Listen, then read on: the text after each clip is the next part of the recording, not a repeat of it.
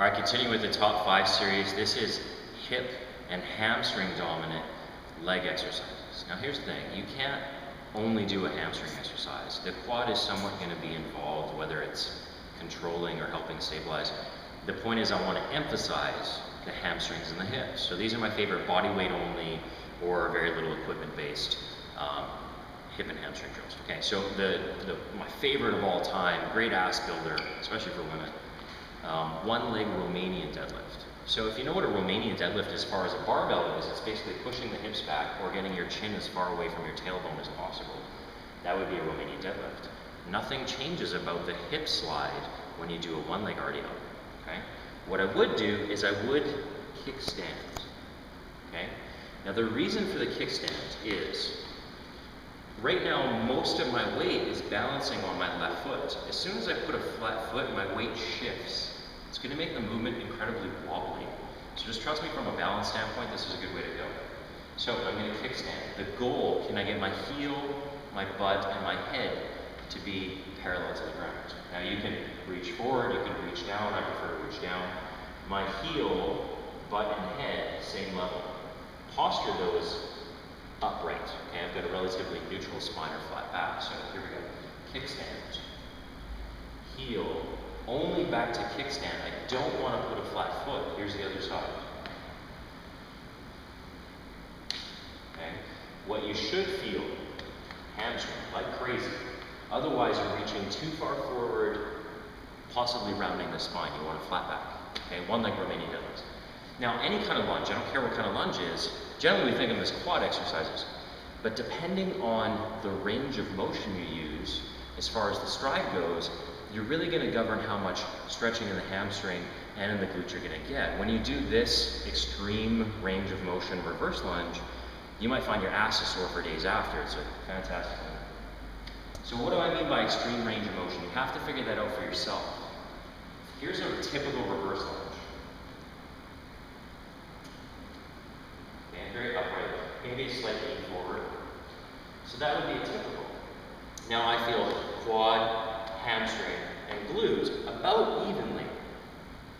I'm going to feel a lot more hamstring and glute when I take it back here.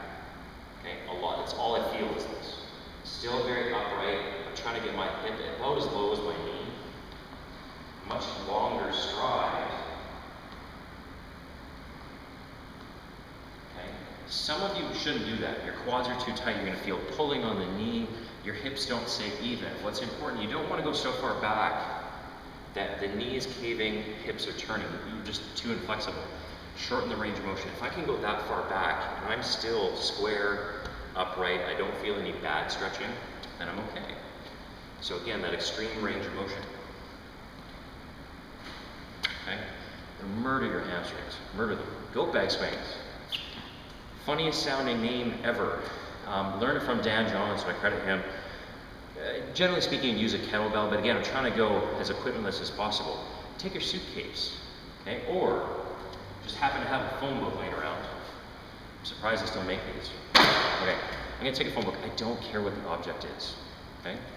Some of you have seen a kettlebell swing, so say a kettlebell swing like this, okay? With a goat bag swing, I'm focusing on the glute squeeze and then hamstring stretch. Glute squeeze and hamstring stretch. People, for whatever reason, don't know how to squeeze their butt cheeks. Okay? So I'm going to take a phone book, a knapsack, a medicine ball. I don't care. It can be weighted or not weighted. It doesn't terribly matter. So I'm here. Okay? On my belly button. I'm going to tip over, okay, as much as possible. I'm trying to find my hamstrings. So I'm in my heels. And I'm trying to get my butt as far back as possible. How far can I get my chin away from my butt? Now what I'm going to do is I'm going to snap forward and keep squeezing the glute until you can't possibly squeeze another fiber.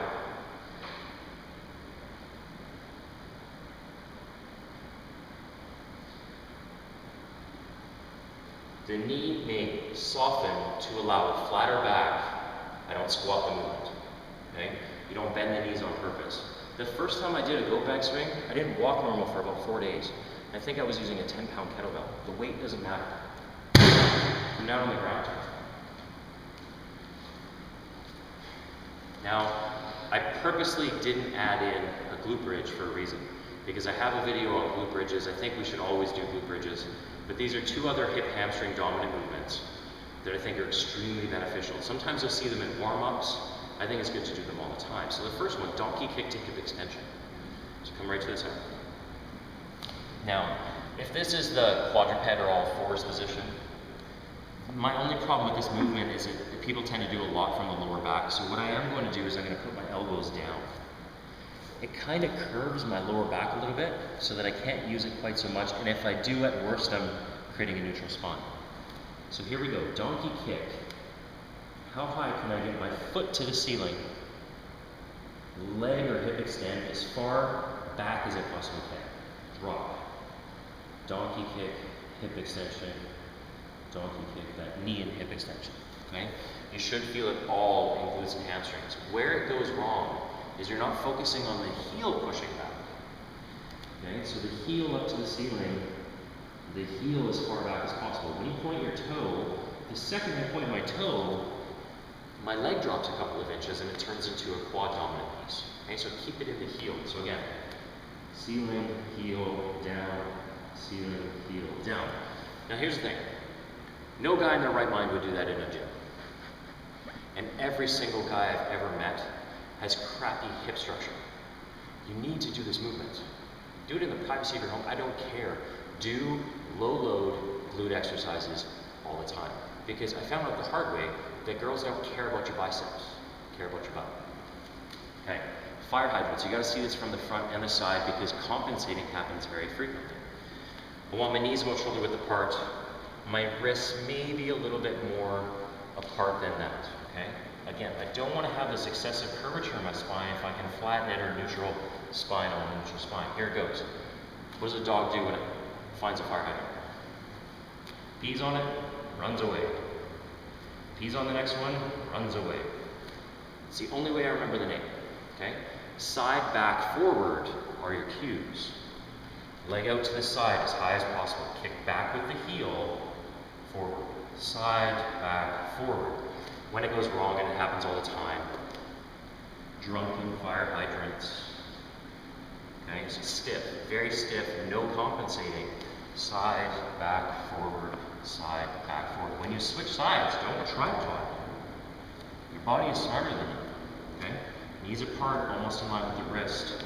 Side, back, forward, side, back, forward, side, back, forward. Okay? Keep the reps relatively high. You're going to find one side is not able to get up as well, or it's weaker in kicking back. Work on the weaker side until there isn't a weaker side. That's when low load